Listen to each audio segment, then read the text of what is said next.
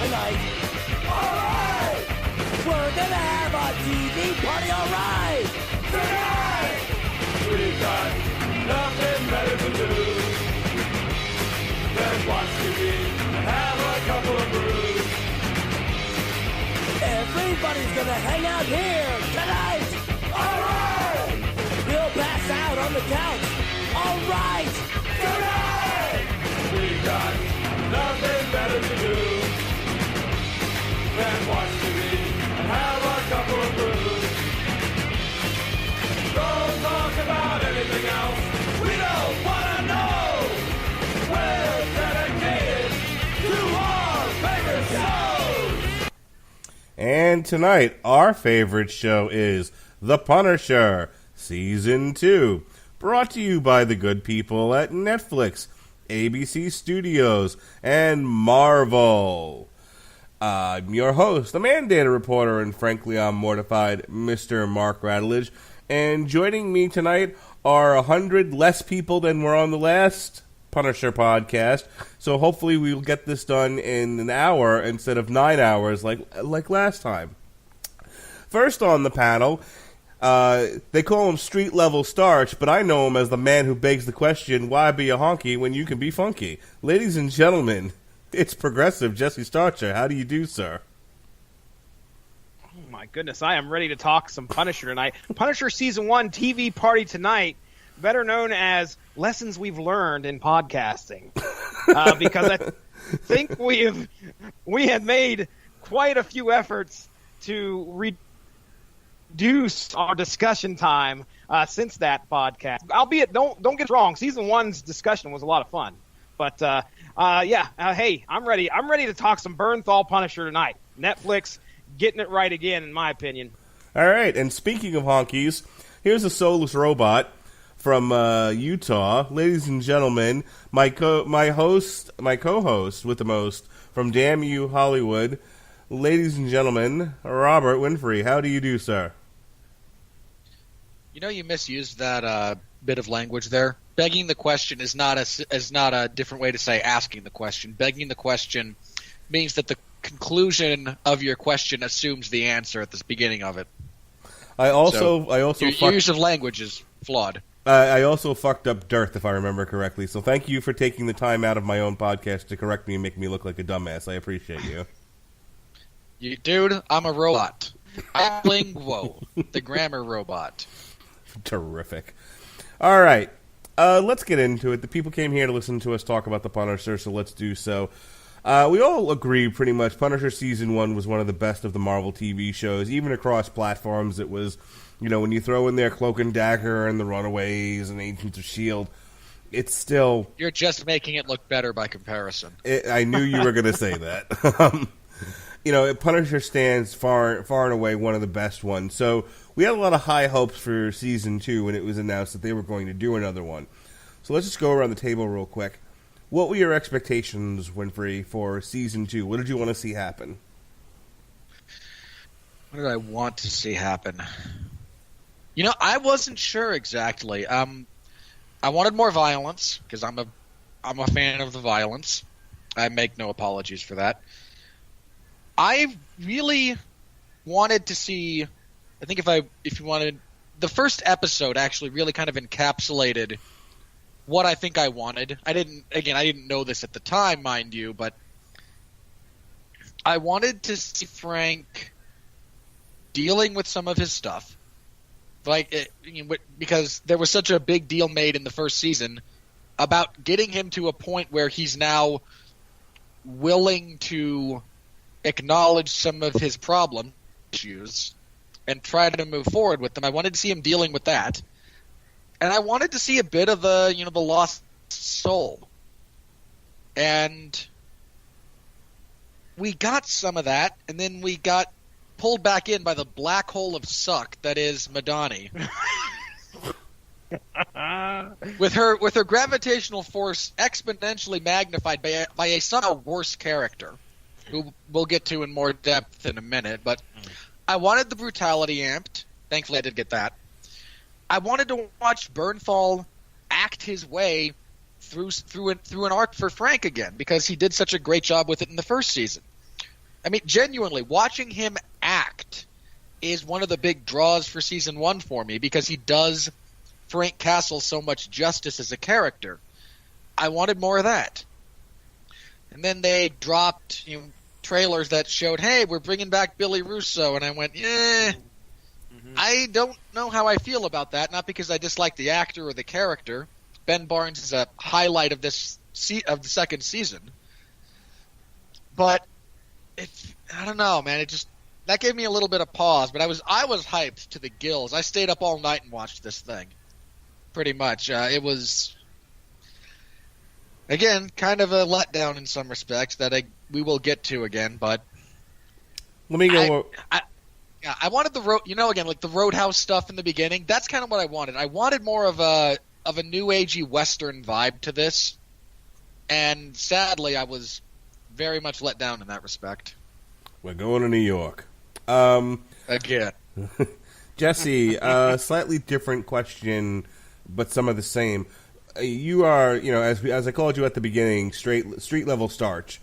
You've been reading a lot of Punisher, and other than Punisher kills the Marvel Universe, what Punisher arc would you have liked to have seen them inspire season 2? What were you, if you could have been the showrunner for season 2? Wait! I can answer this. I can answer this for Jesse. Please do. He wants Frankencastle. We've had this discussion, as a matter of fact, just recently on the Source Material podcast. Frankencastle, oh boy, I don't know about all that. I'll tell you one of the... Come on, they could have used it to spin off into... No, sorry, different property, but Sony needs a hook for Morbius the Living Vampire, right? Yeah, that's true. That's true. Something spooky and scary. It could have done wonders for that, maybe. I think that one of my favorite interactions with Frank and any other villain in the Marvel universe would have been with the Kingpin. And now we know that I haven't had a chance to watch Daredevil season 3, so I'm sure that there's a lot that happens in that arc. So I don't. I'll spoil it for you. Well, I'd rather you not. If you could resist for just a few minutes, I have your guys' show still on my on my Overcast right now. To where once I watch it, I will actually check it out. But I am excited at some point to check that out. So anyway, I wanted to see Punisher against the Kingpin. That's what I would have loved to have seen. But yeah, they do. Without spoiling too much, they do kind of close the door on Kingpin in a lot of respects. And I had a feeling that that's probably what would have happened, just because, hey, he's done fantastic work on. I would have been happy to see D'Onofrio's Kingpin more because his Kingpin is so dark. D'Onofrio's Wilson Fisk is one of the highlights of all of these shows. Yeah. Yep. Exactly. And I think you run the risk of kind of oversaturating. Even though we would like more, people will probably be like, "Oh, the Kingpin again." So, okay, but regardless, I always wanted to see, I wanted to see Punisher versus the Kingpin in some shape on our TV screens, and just we didn't exactly get that. We get more Jigsaw, which, okay, yeah, he's probably up there at top 3, top 5 for sure, Punisher villains, but I don't know. There you go, Mark. Terrific. Here's what I was hoping. I mean, with the end of the first season, Frank says, for the first time in my life, I have no more wars to fight. And I'm scared. And so that leaves it open to exactly how season 2 starts, which is he is trying to move on with his life. He is trying to live the life of Frank Castle, or Pete as his alter ego, and leave the Punisher behind. And he's dragged back into a situation due to I don't know about dragged, because he seemed pretty much a willing participant there. Well, I mean, once there was an option to get involved. Well, consider this: there's a degree of chivalry about Frank Castle. And he talks about that in the show, where he's like, if you were a guy, I probably wouldn't have gotten involved. But I love that. Like he actually says, "Call me old-fashioned," but if you'd have been a guy at jumped you, I probably wouldn't have done anything. Well, that's where I'm getting to with this. So I wanted to see. I got what I wanted, but once I got it, I didn't want it anymore. I wanted to see like kind of Goodfellas type thing. I tried to get out, but they pulled me back in, kind of a thing. Here's the problem. That's actually from Godfather Part 3. I'm actually, you know what I meant to say, Godfather. And out came Goodfellas. Leave me alone, I'm sick. In fairness, it's Godfather Part 3, so we all prefer Goodfellas. Thanks. Good save. Here's the problem, and we'll start the discussion with Season 2. The structure of Season 2 is essentially that. It's every time I try to get out, they pull me back in. It's him wrestling with this identity of the Punisher and whether or not to fully embrace it. And by the end of Season 2, he realizes that he is the punishing angel of death, and that's all he can be, and that's all he wants to be, and that's fine. So you have a really strong beginning with Roadhouse Blues, and you have a really strong ending with The Whirlwind. It's the middle that there's a lot of problems with. I'm going to throw some ideas out there, and then I'll let you guys respond. You guys are very good at just sort of picking up the ball and running with it, so I don't have to necessarily lead you with questions. But my biggest problem with Season 2 is that the two main story arcs, the A arc and the B arc, oil and freaking water. I was going to say they don't mix well, but yeah, they don't mix at all. You have the long, hard road out of hell for Billy Russo. That's storyline A. And then you have a girl, her pictures, and the priest, the pilgrim, rather. You have our excuse to cram down social justice concepts. In storyline B. And they do a piss-poor job of pacing both stories. They do, as far as sharing equal time. They do a piss-poor job of intertwining them to the point where it was jarring. And oftentimes they'd stay so long in one arc that you'd forget the other arc was even still a thing. This season is unfocused. It meanders all over the road. And outside of some really fun, aggressive, brutal action scenes, I wasn't particularly hooked by anything that I was watching in the narrative. Like, the story they're telling wasn't tremendously interesting at all. And as Robert will go on a 90-minute rant telling us in just a few minutes, most of the characters make really, really stupid decisions. You weren't involved in the Billy Russo, Krista Dumont angle. Stop it. Do not mention... No. You don't get to bring up her name. Dr. Krista Dumont. No. She is bargain basement Harley Quinn, and we will refer to her as such. Okay, How about, can I refer to her as Supergirl's sister's lesbian girlfriend? Because she was that as well. I want you to know that. Floriana... hold on. Is that an actress thing, or is that a character thing? Floriana Lima played the girlfriend for a season or two of Supergirl's sister. Is she as useless in that show as she is in this one? He beat me to it. I was going to ask the exact same question. All right. Okay, well, all right, let me start out then, if you don't mind. Ahead. Yeah, go ahead. I love the first 3 episodes of this season. Well, hang on. Any problem with what I said, by the way, with my issues with this not season? A bit. Okay. I agree with you completely. That is my biggest gripe with this entire season. It's not that there are 2 different storylines running. It's that they don't blend. They just exist roughly on roughly parallel tracks. I mean, I don't think, by way of example, I don't think John Pilgrim and Billy Russo at any point share a conversation, much less screen time. Mm-hmm.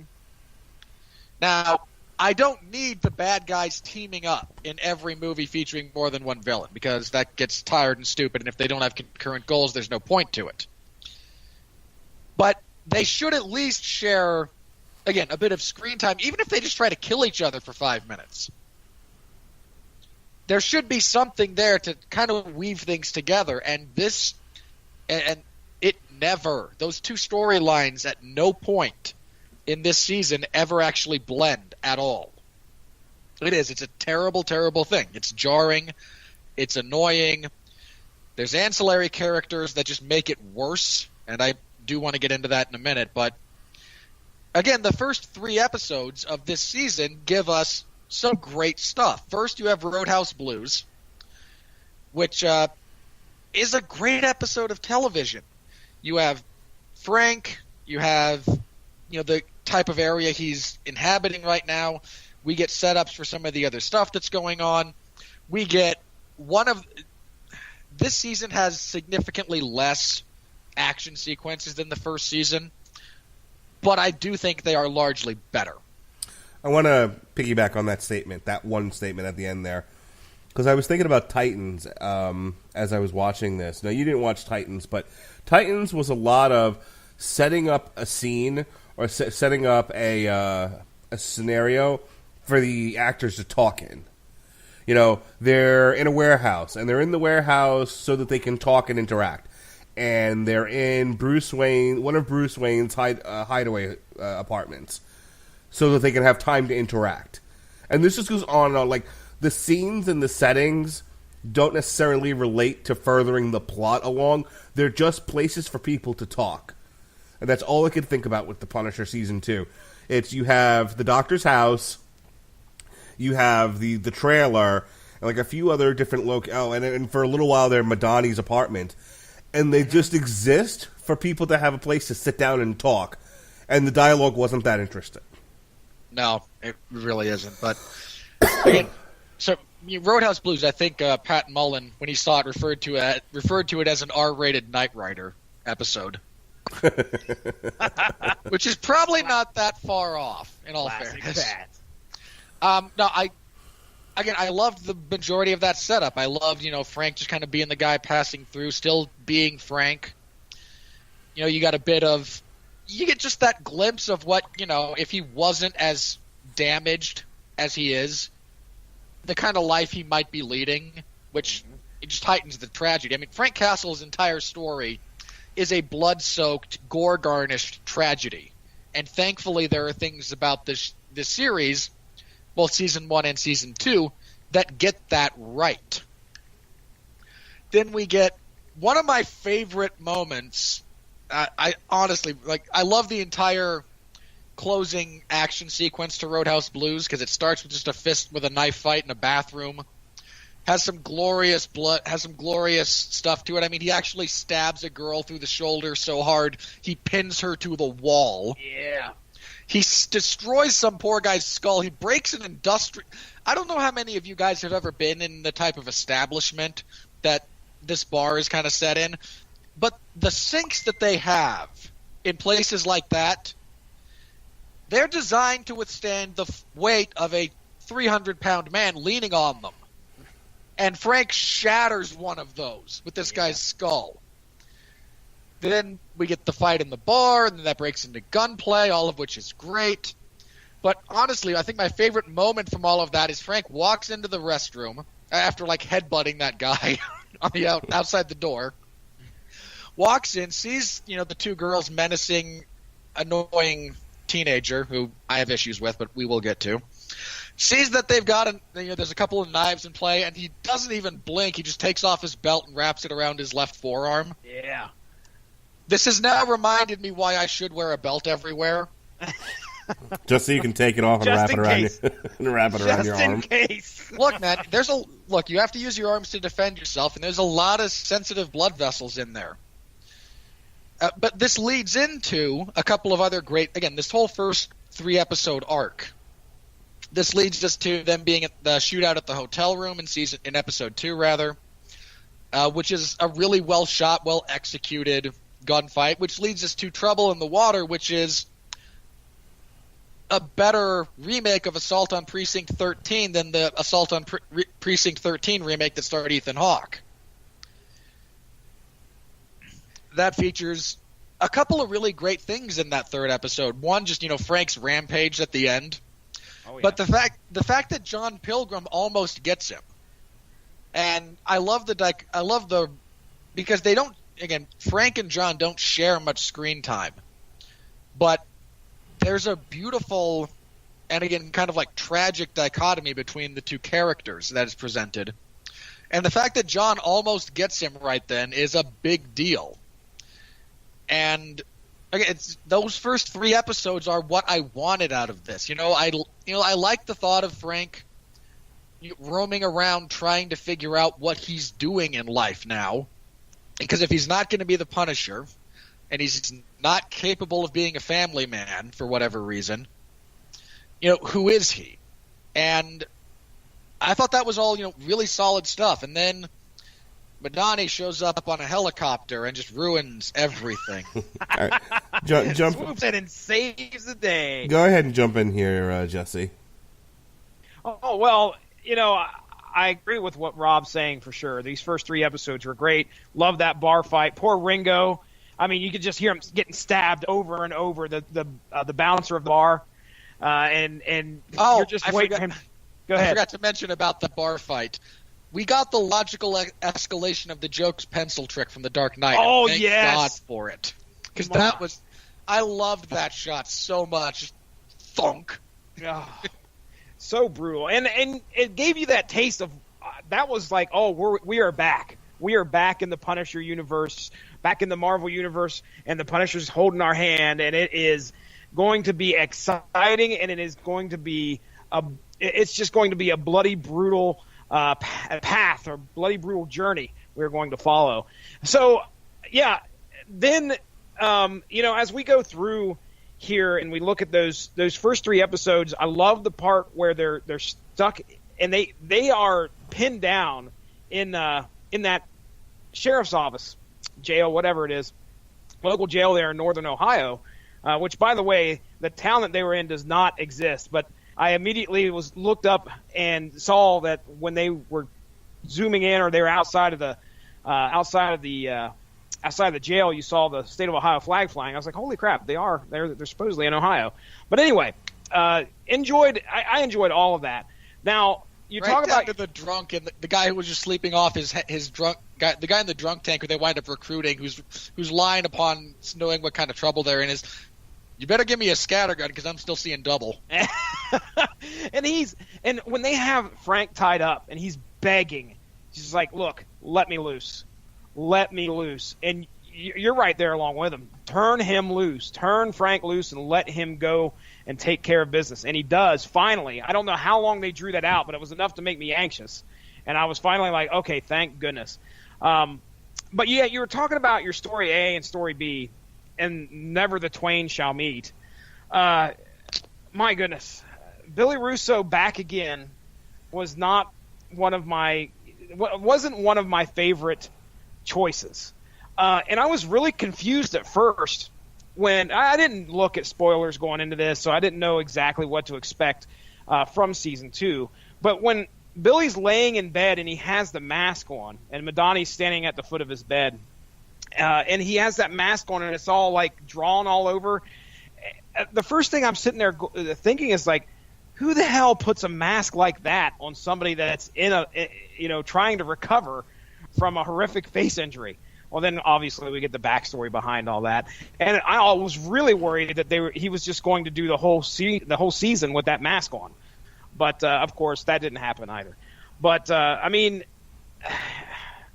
I don't know. I really did not like the way that they played up the romance. Now, Winfree, I'm going to turn you loose here on what do you call her again? Bargain Basement Harley Quinn? Something like that. Okay. Why don't you talk about this wonderful how about we just call her, he's only a little broken, I can fix him. Supergirl's sister's girlfriend. Ex-girlfriend. There's at least 2 degrees of separation too far from the main character for that to mean anything. Go ahead, Jesse. Oh no, I turn it over to Winfree. Winfree has full reign here with Dr. Krista Dumont. Oh, God, this. All right, hang on. Before you light into this character. Yeah, please. Well, go ahead, Mark. Before you do. I'm going to organize my thoughts. Okay. As a villainous character, as somebody who's sort of in the ear of Billy Russo, first trying to, repair the damage, and then trying to encourage, and then finally pushing, so that he can fully realize his most evil self, I thought she was an interesting character. Say what you will about her acting, and you will. Say what you will about the way that she does it, and you will. I at least thought the necessity of the character and the idea behind the character was good and needed to be there.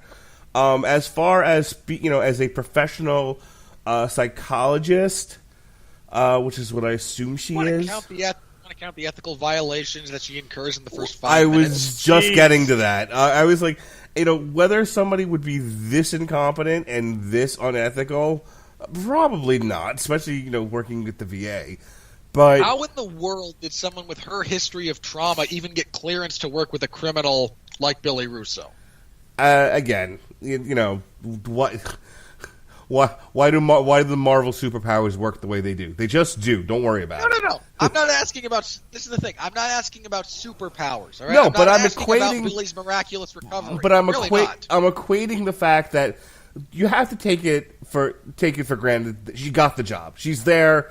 Let's deal with what we know instead of trying to figure out how they got there. They got there because they wrote the character that way and they wrote the situation the way they did. Let's not mince words. The writing is fair enough. Yeah, which is fine. I'm not saying the writing was spectacular with this season, but in defense of what all she brought to the table, I personally didn't think her acting was that bad.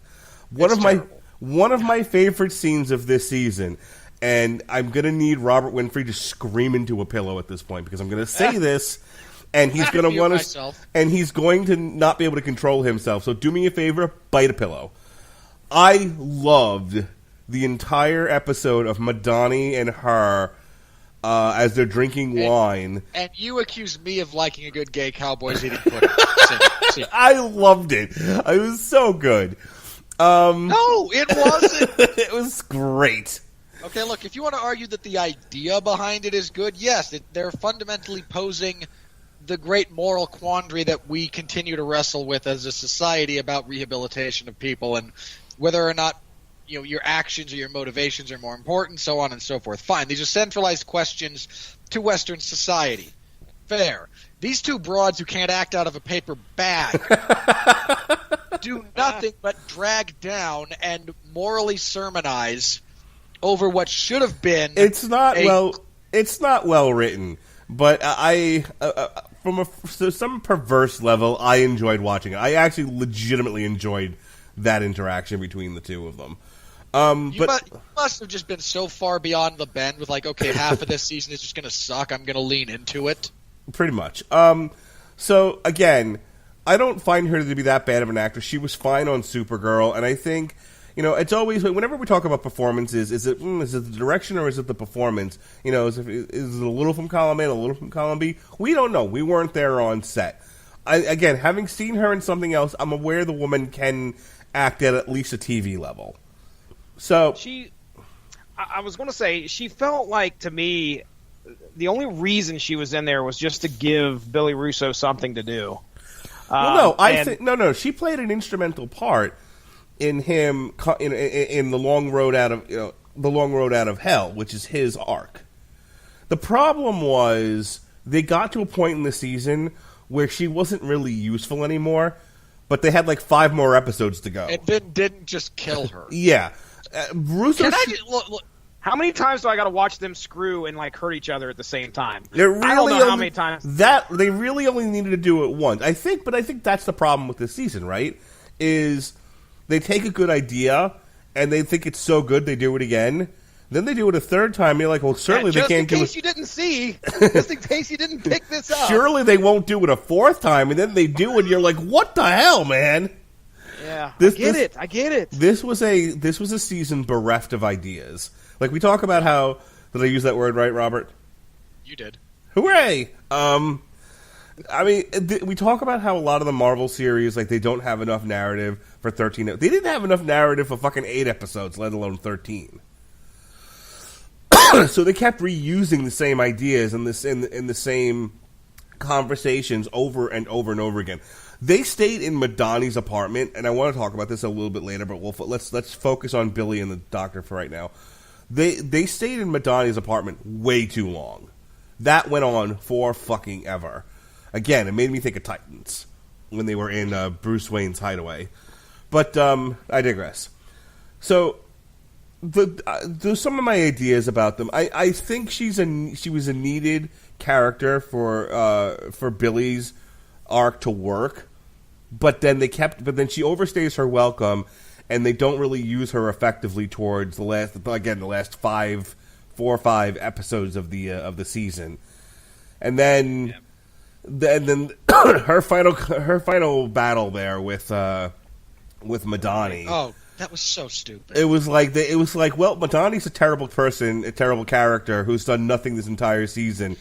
Can I just say how much I hated, genuinely hated the second to last episode, because you throw her out a window and leave her in a puddle of blood. Then you have Russo choke the life out of Madani, and I'm dancing without my pants on, like, finally! And then 5 minutes into the next episode, no, they're both still alive. I just about wanted to throw something at my monitor.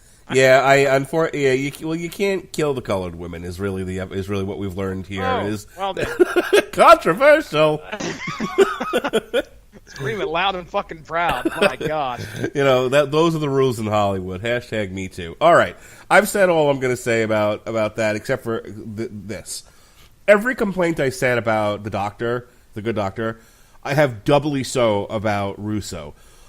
The guy playing Billy Russo. Ben Barnes.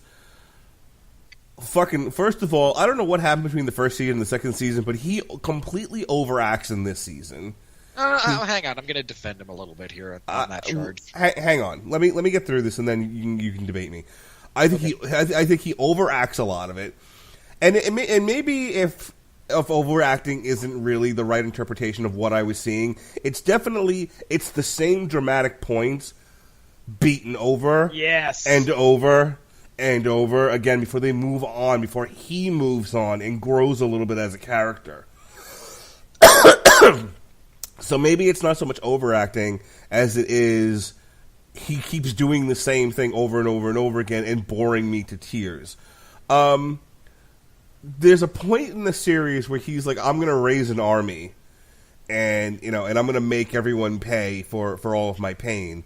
And that somehow got muddled with him not remembering what he did to Frank's family, so he doesn't know why Frank wants to kill him. And so what would have been a really interesting plot turn for Billy, as becoming this ruthless street level gangster with an army of angry vets behind him, which is what I wanted to see and what I was hungering for. Oh, I was so hopeful. Like when he goes up, when this starts going in that direction, I'm like, this could be good. That feels like Jigsaw. They started in that direction and then lost it again, and then he goes back to the apartment 6 more times to whine to the girlfriend. And I'm like, well, this is an utter fucking waste of time. All right, Robert. Yeah, all right. I need to take a break. Go ahead. About Billy Russo, I won't. The reason I don't think he's overacting is very, very simple. Let me say, I agree with you about the boredom, about the structure, because yes, he does a lot of the same stuff multiple times to just fill time, basically. I don't think he's overacting because he is deliberately playing a character who has now suffered a pretty seriously traumatic brain injury. And I don't know about you guys, but I know a little bit about that, and the violent mood swings, the emotional outbursts, that's why. I mean, we saw Billy... I mean, he's not Tom Hardy in Venom, but I do think that he was a little too over the top at times. Have you ever seen someone with a... Have you ever seen, like, a recording or whatnot of a guy... Yeah, no. Who has suffered the kind of trauma he has having one of those breakdowns? Again, we know where I work, right? I see it all the time. Yes. I see it all the time, but again... go ahead and make your point. I'm going to back off. I mean, if you want to argue the specific nuances, like, okay, to what degree might he potentially be overacting? I mean, we can get lost in the weeds and the minutia if you feel so inclined. Pass. I thought he did a adequate job of portraying someone who now has And when I say an emotional imbalance, I don't mean emotional like I mean a chemical imbalance in the brain. Like whatever damage Frank inflicted on him, and Frank inflicted a metric F ton of Shit damage ton. Yeah. onto that guy, all of which he had coming, mind you. But I thought he did a fine job of displaying someone dealing with, because your emotional outbursts like that are not emotional in the same way that the average emotional outburst is. There's genuinely a problem with your brain physiology or chemistry. Okay. I think, the more you talk, the more I realize my problem isn't so much the acting as it is that's all there is. Which is absolutely fair and true. It's so many episodes, more than really necessary, of him having nervous breakdowns. It's like, I mean, you couldn't. There's no way you couldn't see what was going to happen here. As soon as you found out that he'd lost his memory, you knew where it was going to lead to. It just took so fucking long to get there. Yeah. It took way too long to get to where we knew he was going to get his memory back as soon as he saw the skull. But we had to fill in time with him beating himself in the head and having these horrific visions, number one, and then the outbursts as well. And then of course we got Dr. Krista. She's helping him along there. But yeah, she helps nothing. Robert has opinions on her. Have you noticed? I cannot wait to hear them. All right. So, point being, with Billy, I see your point, and really, I think the issue was just the writing of it. If they'd given his, army another 2 episodes to grow, to encounter some setbacks apart from Frank beautifully murdering a bunch of them. If they'd given that some time if they'd given him something else to do besides whine at the flattest character in the whole show, and considering Madani's here as well as random teenage girl that's saying something, I think it would have played better. But Ben Barnes is a very capable actor, as evidenced in season 1, and I think he's in season 1 of Westworld. Yes, he is. Where he plays a vastly different character from Billy Russo, and does so very capably. Mm-hmm. Unfortunately, he's stuck trying to bounce off of the acting equivalent of particle board. I don't think there's a genuine emotional reaction from our Harley Quinn knockoff until he has a massive breakdown and starts throwing things and threatens to throw her out of a window, and somehow even that feels like she's not actually doing anything. I don't understand her character at all. Now, to the extent that Billy needed something else to work with as a character, I agree. To the extent that you could make it someone loosely associated with his rehab, or at least someone with the knowledge to do it, sure, that makes a lot of sense. I am down for all of that. I don't even hate the fact that there's another character that he develops genuine attachment for. In no small part because that's such a massive contrast from the first season, when he's deliberately portrayed as this one step removed. He has the people that he served with that he thinks of as brothers in a lot of respect, but that he will absolutely sell out if necessary. So he's a very distant character and is presented as such. So again, seeing some of that shift in him, quite frankly, I really enjoyed, from a narrative perspective, the way they tried to make Russo sympathetic for a good chunk of the middle of the season. I kind of thought it worked. As long as he wasn't interacting with what's-her-face. Because he's, again, he is acting, he is overacting, and all she does is stand there with this blank look on her face like, I forgot that it's Saturday. I'm missing the sale at the supermarket. If her job was to make me sympathize with Billy, It didn't happen. Well, I hang on. did Her not. job was not to do that. I know. But, It was, if it was, she did not do it. no, I wound up sympathizing a bit with Billy just because, and I think the actor did a very good job of this. This is a guy who, on some level, knows, okay, bad things happened to me. I deserved it. I just can't remember. Here's the problem with the Billy Russo thing. They needed to wrap up his recovery in 3 episodes. Okay, they needed to, the whole idea of Billy's on the loose again. We got to get him. You know, Madani enlisting the help of the Punisher because she knows that he's the only one that can finish the job, and now he's got some degree of guilt for having let him live. He never thought it would get this far. Because the next part of the season should have been him running amok throughout New York City. We talked before about, first of all, it takes forever for him to get to the best part of his entire arc, which is his army of veterans. There needed to be more of that. It needed to be more destructive. It needed to be more all-consuming. Like, they needed to become terrorists, basically. No, really what we needed, and I hate to draw the comparison, but we needed a Bane takes over Gotham moment. Just another that's why I gang, said terrorist. Let's genuinely, okay, here's this block of New York City. You know what? This is ours. Whether you realize it or not, you actually just took the words right out of my mouth. That's what I'm saying.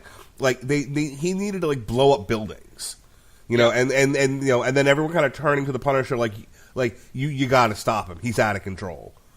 Mm-hmm. That's the problem with this season, is that it starts to hint at things like that, and then it runs as far away from it as possible. Like, hey, let's do more S&M fucking. How about that? That's cool. All right. How dare you kink shame, sir? Jesse, I'm going to let you have the.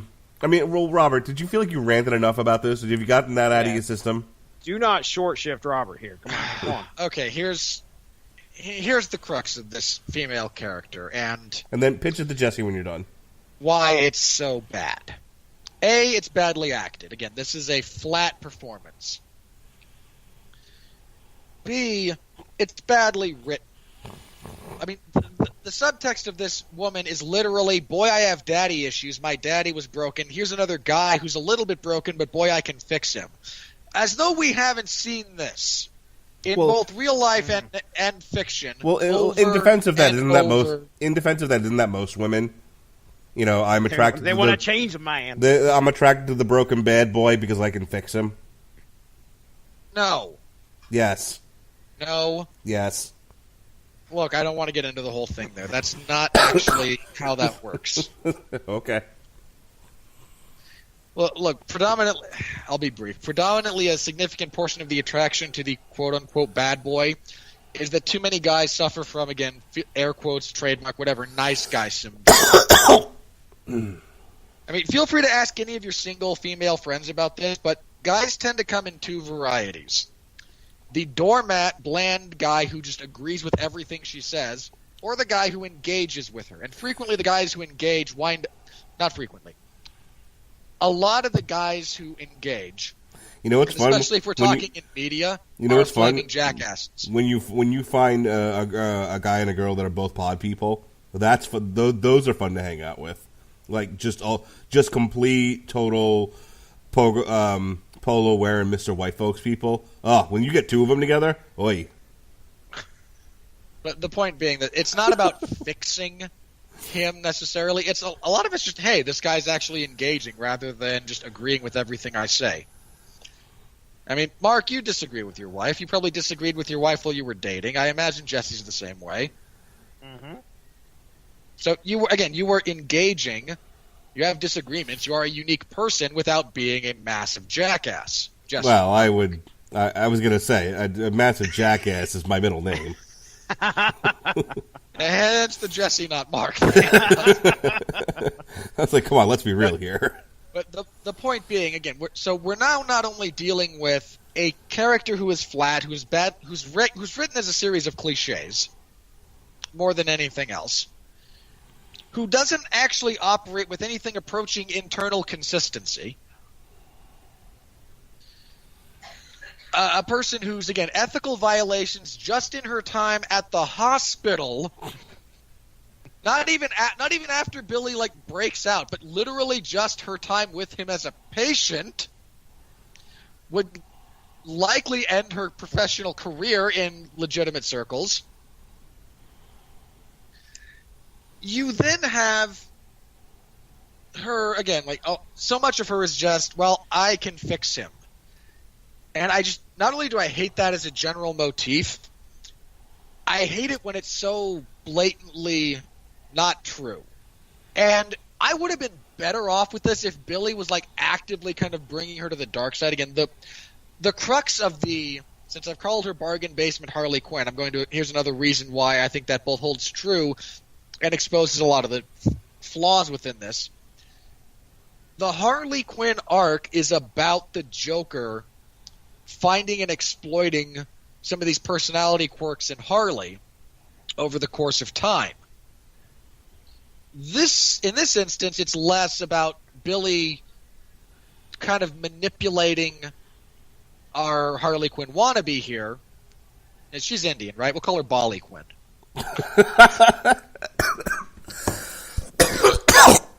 This is less about Billy manipulating Bolly Quinn and more about Bolly Quinn going, well, I've always kind of been a giant pile of dicks.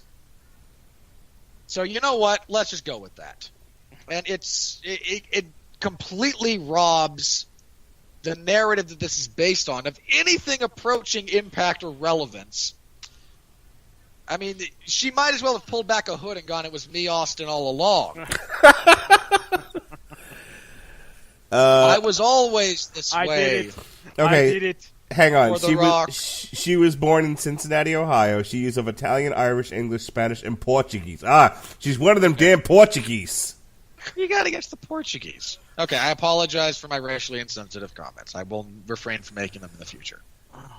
Hey, Jesse, she went to Ohio State University? Hey, that actually explains everything about what's wrong with her character. 2.5 hours north there. All right. Hey, real easy. I'll keep it real simple. We can move on there, Mark. I caught up on a lot of social media when Billy Russo and Krista Dumont had time on the screen together, because that's pretty much what I did. I picked up my phone. I looked at shit. Are they still on the TV? Yes, they are. Keep looking at shit. So they had the same conversation 5 times. I know, man. I know it. So I was not impressed. Just once would have been fine. And can I dovetail this into Madani, please? Do it. Sure. Let's do it. I have no earthly idea why the showrunners looked at season 1, looked at all the success of season 1, got back in the writers' room, okay, we got a second season. We're coming off of this massive critical and commercial success. You know who we should bring back? Madani. I don't know who thought this was a good idea. I don't know which writer constructed her as a character and then went, I'm going to shoehorn this woman into everything, apropos of nothing. I mean, she's supposed to be the special agent in charge of Homeland Security in the city of New York. She is the worst boss in the world. Having her as your boss, I think I made this joke to you guys offline, is the equivalent of having Indiana Jones as your professor. At some point in the middle of the semester, he's going to F off to save the world. Madani's the special agent in charge of the city of New York, and at no point sets foot in the damn office. This is actually a big job. Homeland was spawned because of events in that city. And yet, this broad is in charge of it. My new favorite thing is run the asylum. My new favorite thing is Robert Winfree saying the word broad. I apologize. I apologize for my misogynistic comments. I will refrain from using them in the future. No, please don't. So again, she is terrible at her job on a fundamental level. Her actual job. Man, there's supposed to be a bit of a... Mark, can you refrain from playing the games there, buddy? I'm sorry. Please continue. You're interrupting Winfree, and I am I am very invested in what he's having to say here. I am listening. Turn your fucking phone down, then. Okay, so not only is she bad at her job, her arc as a character, I mean, arc is a horrible way to describe it. It's more of a dip. It's like a minor hiccup. It's a pothole on the road.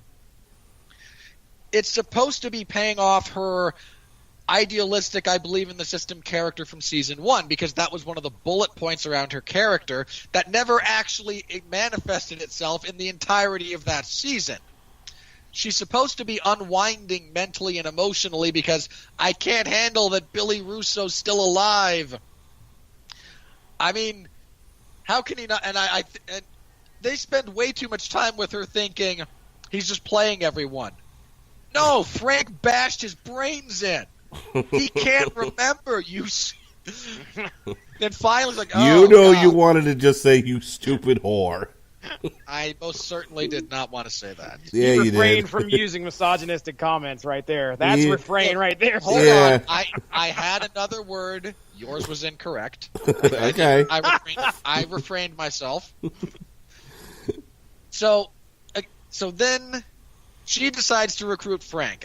And this actually at least makes sense from a character perspective because, Billy shot her in the head and, betrayed her in horrible ways. So on the one hand, her obsession, while deeply annoying, is at least justified, which is fair. Like, okay, fine.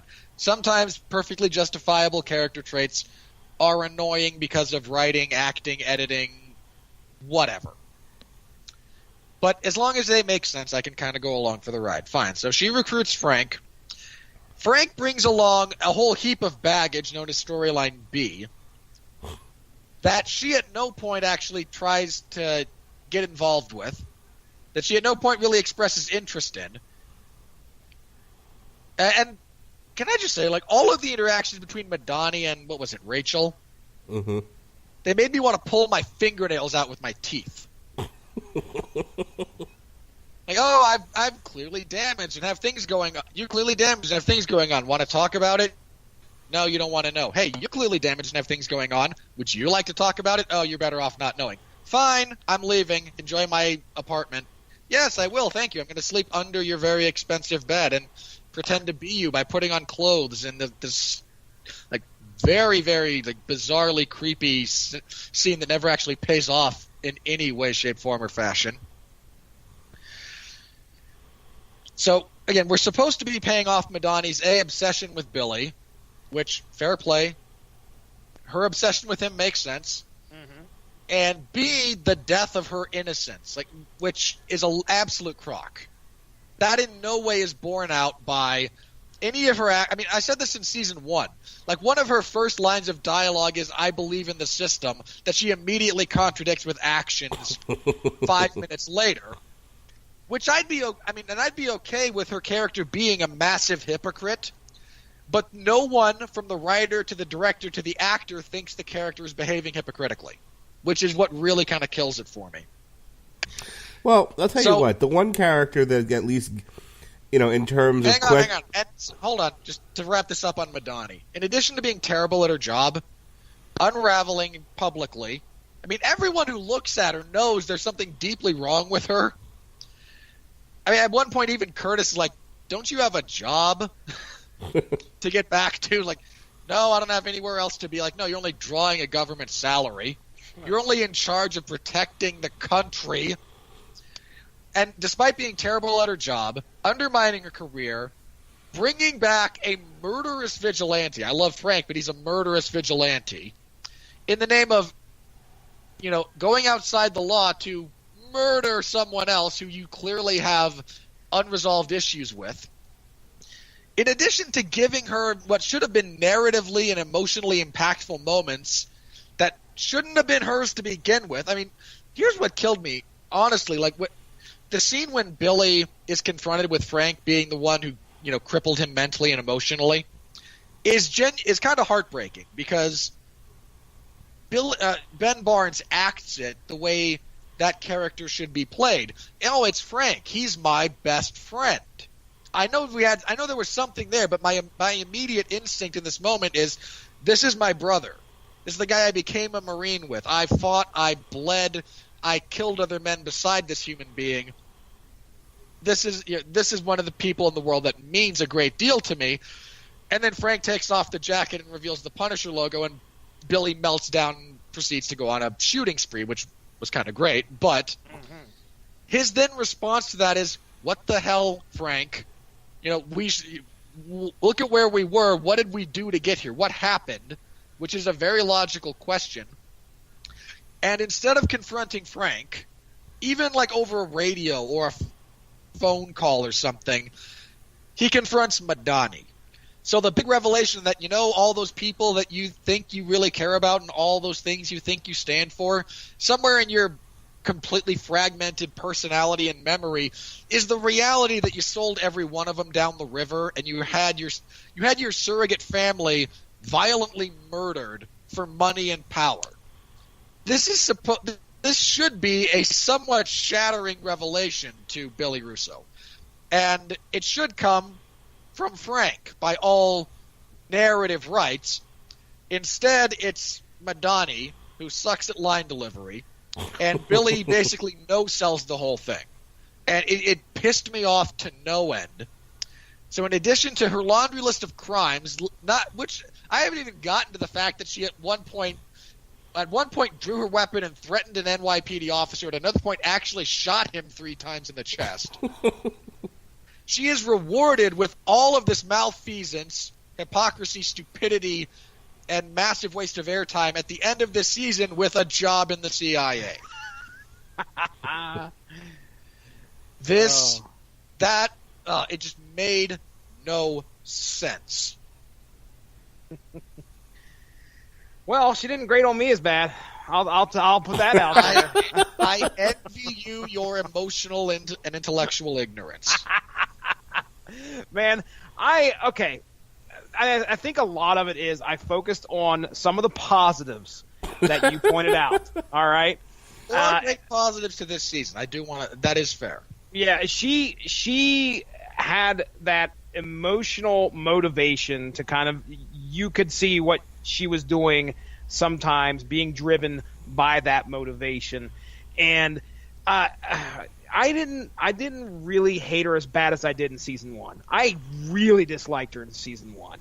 But they brought in a worse, like she's not actually better in season 2, but they brought in a worse character, so she looks slightly better by comparison.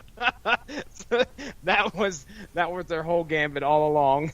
You won't notice this if you see this over here. Well, look, the Doctor is the ugly friend that all the girls have to just make themselves look slightly better by standing next to her. Brilliant. From a character standpoint, that's all she is for this entire season. Like, they saw backlash from Madani and went, how can we make her better? Well, we can't, so let's just bring on someone worse.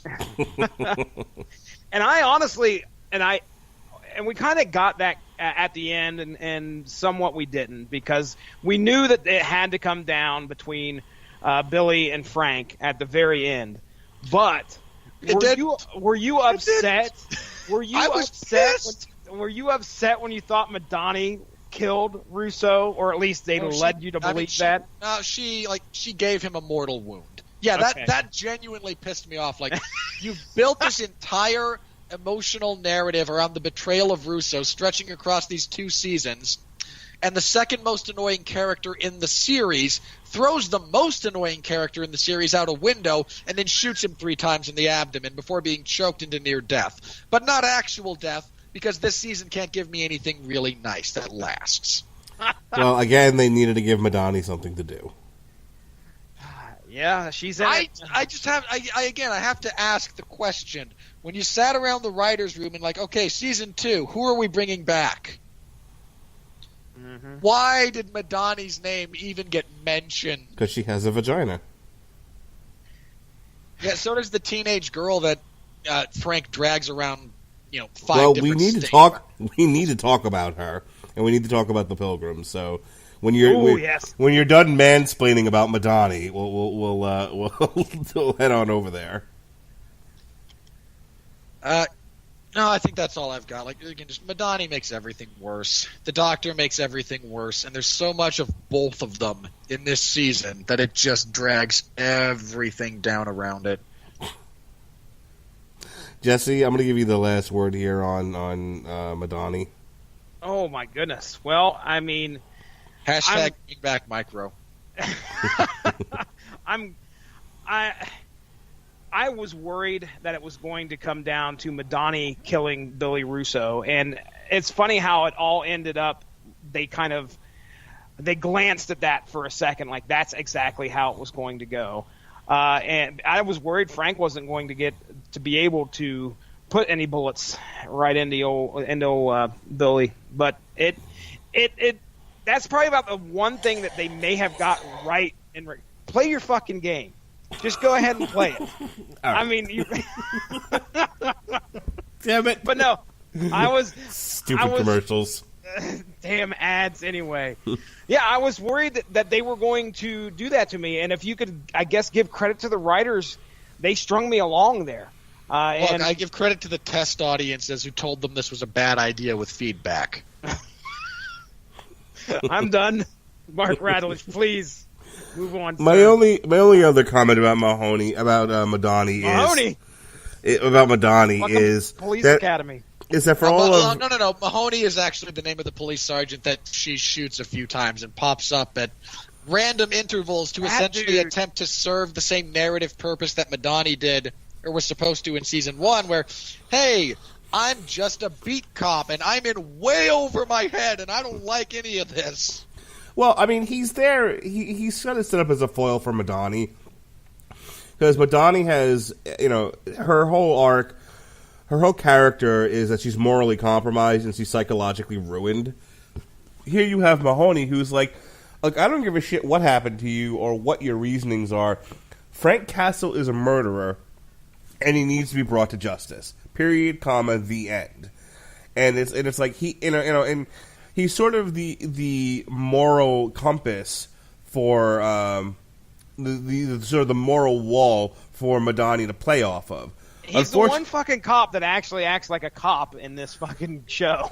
Yeah, unfortunately, he gets beat to shit, and his message is undermined by how they treat the character, including throwing him off a bridge and having him nearly get killed in a wreck. So, and then being nearly left for dead by the Punisher.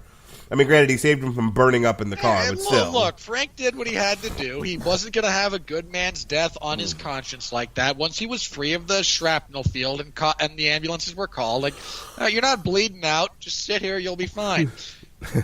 And then Mahoney, I love that because when Mahoney draws his weapon, I'm going to. You're not leaving, Frank, and Frank just looks over his shoulder like, shoot me if you're going to shoot me, man. I'm leaving.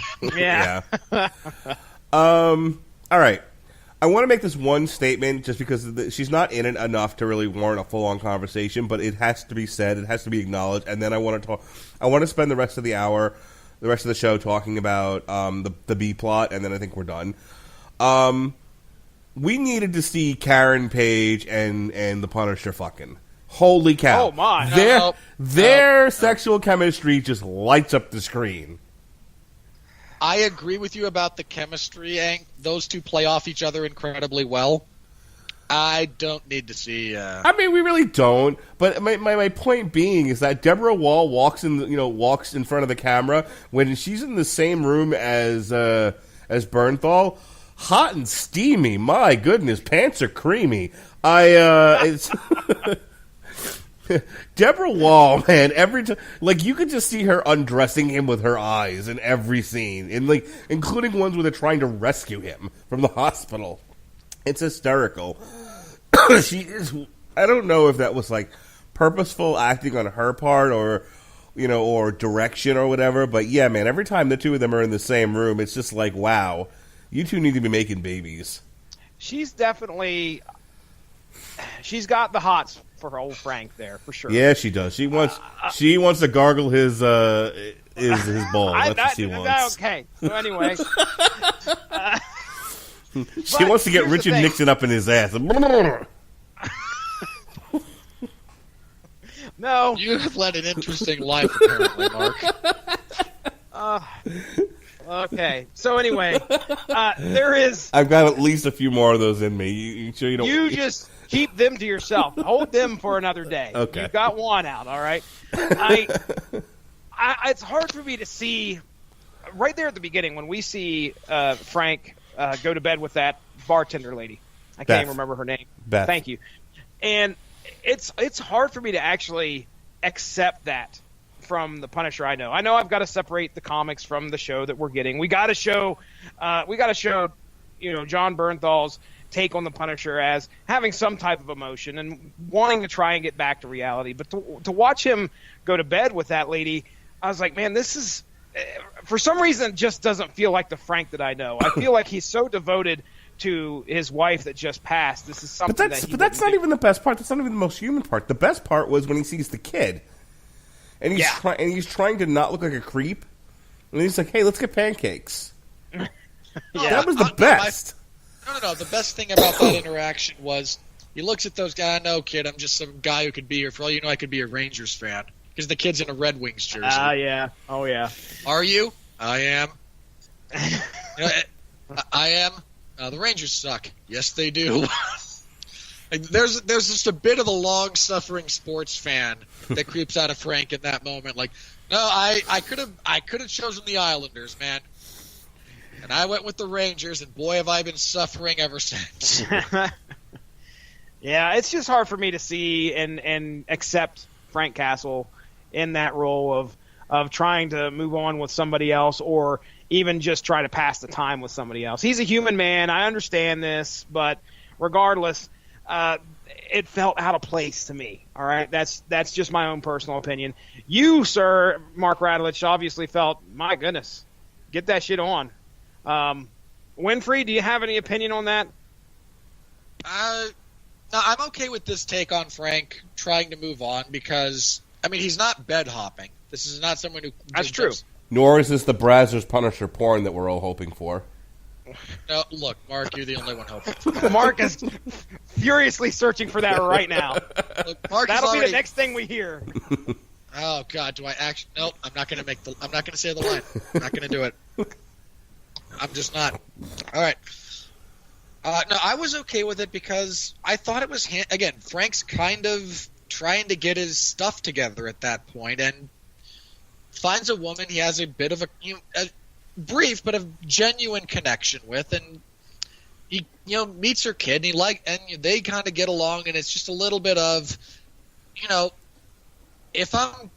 this is kind of who I would like to be, or who I would have been, if only I weren't me, type of scenario. Hey, it's like if I were the best version of myself, this is what I would be. This is who I would be with. This is what I would be doing. But I'm not. I'm me, and therefore, bloody mayhem. Hey, it's like Sam Kinison once said, you should never have sex with a woman unless you're truly in love.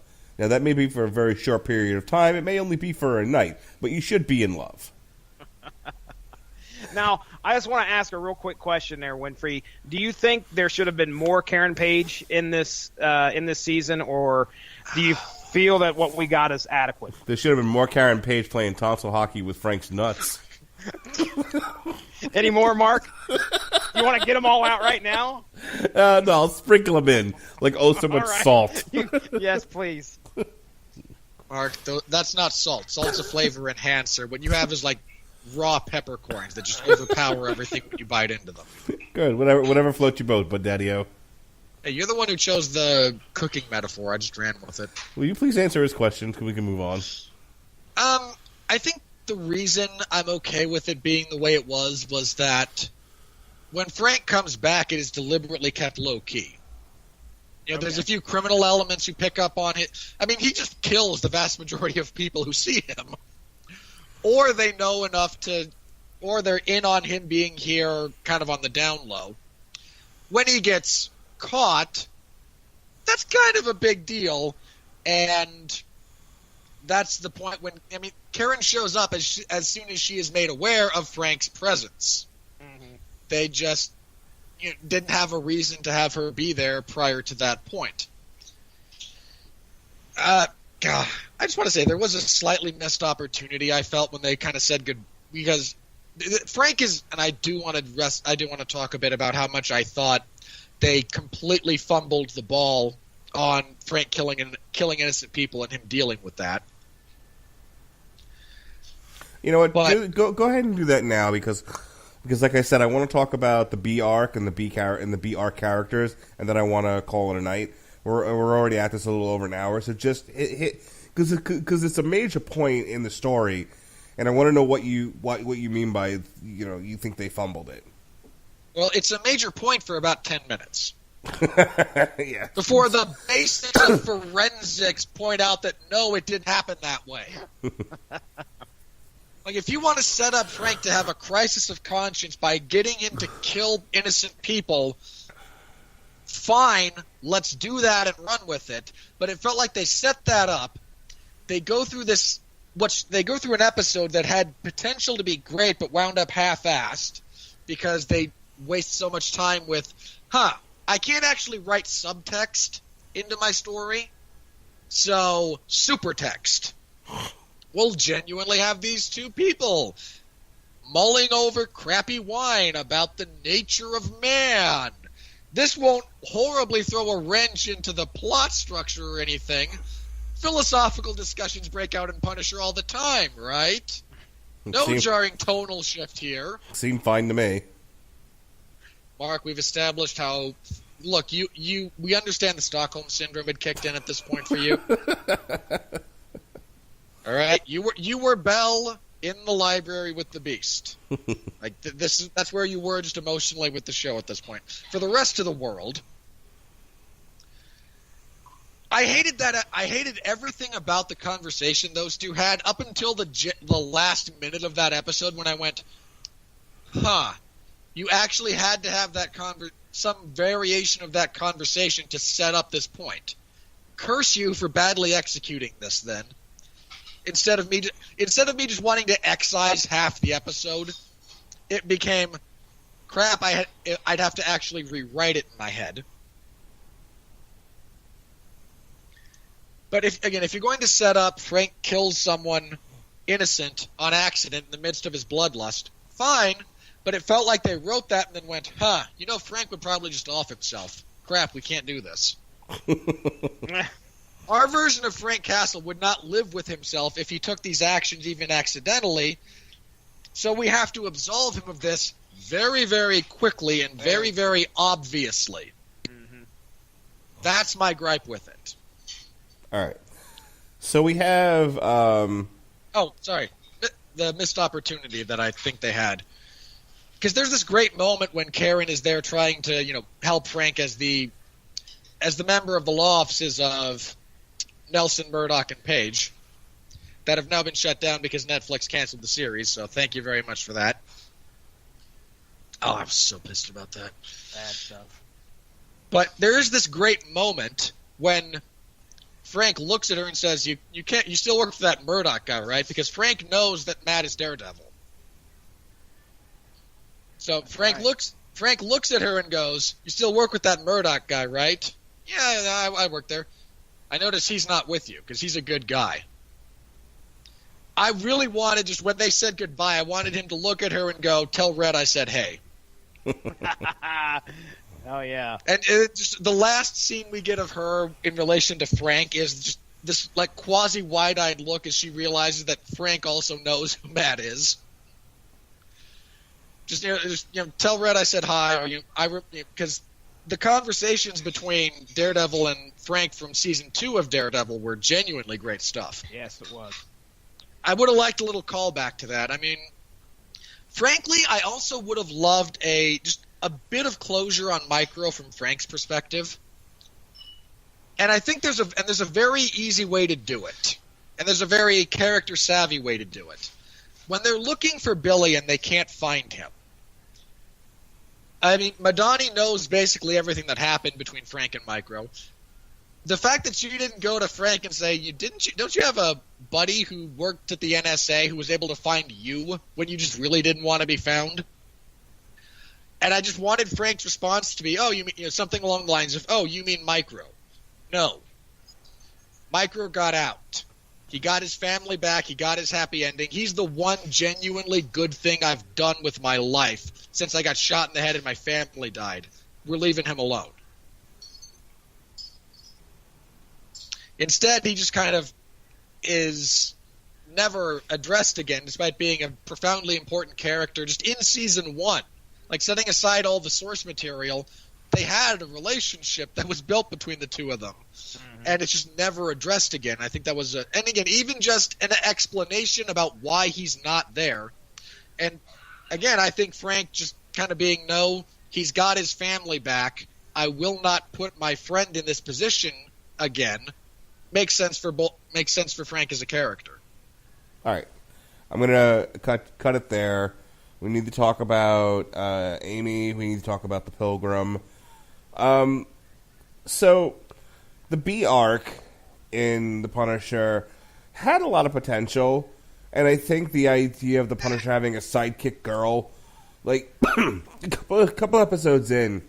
Isn't there an Elseworld, like a quasi Elseworld tale where there's like his daughter doing his job? Oh boy, I don't know. Not off I the could top swear of my head. I could swear there is a variant that's like Lauren Castle instead of Frank. I'll research that. You keep talking, Mark. Well, you know, there's a couple of episodes in.